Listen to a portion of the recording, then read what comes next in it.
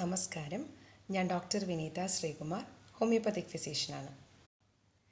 ഈ സമ്മർ ചൂടുകാലത്തെ എങ്ങനെ പ്രതിരോധിക്കാമെന്ന് WHO, നമ്മുടെ വേൾഡ് ഹെൽത്ത് ഓർഗനൈസേഷൻ കുറച്ച് ഗൈഡ് ലൈൻസ് ഇറക്കിയിട്ടുണ്ട്. അതിനെക്കുറിച്ചാണ് ഞാൻ ഇന്നിവിടെ സംസാരിക്കുന്നത്. ആദ്യം തന്നെ ശ്രദ്ധിക്കേണ്ടത്, ഈ വെയിൽ ഏറ്റവും കൂടുതൽ കൂടി നിൽക്കുന്ന ആ ഒരു ചൂട് സമയത്ത് മാക്സിമം പുറത്തിറങ്ങാതിരിക്കാൻ നോക്കുക. ആ സമയങ്ങളിൽ പുറത്തിറങ്ങിയുള്ള ആക്ടിവിറ്റീസ് നമ്മൾ അവോയ്ഡ് ചെയ്യാൻ നോക്കുക. അഥവാ നമുക്ക് പുറത്തിറങ്ങേണ്ടി വന്നാൽ മാക്സിമം ഷെയ്ഡിൽ തന്നെ, അതായത് തണലത്ത് തന്നെ നമ്മൾ മെയിൻറ്റെയിൻ ചെയ്യാനായിട്ട് പ്രത്യേകം ശ്രദ്ധിക്കണം. ഒരു ദിവസത്തിൽ 2-3 മണിക്കൂറെങ്കിലും നമ്മൾ കുറച്ച് കൂളായിട്ടുള്ള ഒരു സ്ഥലത്ത് ഇരിക്കാൻ നമ്മൾ പ്രത്യേകം ശ്രദ്ധിക്കേണ്ടതാണ്. സെക്കൻഡ് കാര്യം എന്താണെന്ന് വെച്ചാൽ, കീപ് യുവർ ഹൗസ് കൂൾ. അതായത് പകൽ സമയത്ത് ഡയറക്റ്റ് സൺലൈറ്റ് നമ്മുടെ റൂമിലേക്ക് അടിക്കാതിരിക്കാൻ മാക്സിമം ജനലുകളൊക്കെ അടച്ച് വെച്ച്, അല്ലെങ്കിൽ അതൊരു കർട്ടനോ ബ്ലൈൻഡ്സോ വെച്ച് കവർ ചെയ്തിടുന്നതായിരിക്കും നല്ലത്.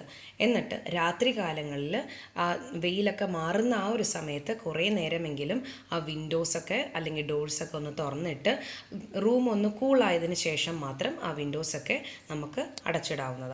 അതുപോലെ തന്നെ റൂമിൽ ഇപ്പോൾ എയർ കണ്ടീഷണർ യൂസ് ചെയ്യുന്നുണ്ടെങ്കിൽ ആ AC-യുടെ ടെമ്പറേച്ചർ ഒരു 27 to 29 ആ ഒരു റേഞ്ചിൽ മാത്രം നമ്മൾ മെയിൻറ്റെയിൻ ചെയ്യാൻ ശ്രമിക്കുക.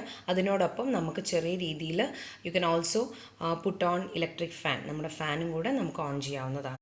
ഇനി മൂന്നാമത്തെ കാര്യം എന്താണെന്ന് വെച്ചാൽ, keep your body cool and hydrated. നമ്മുടെ ബോഡിയെ എപ്പോഴും ഹൈഡ്രേറ്റഡ് ആയിട്ട് നമ്മൾ വയ്ക്കാൻ ശ്രദ്ധിക്കണം.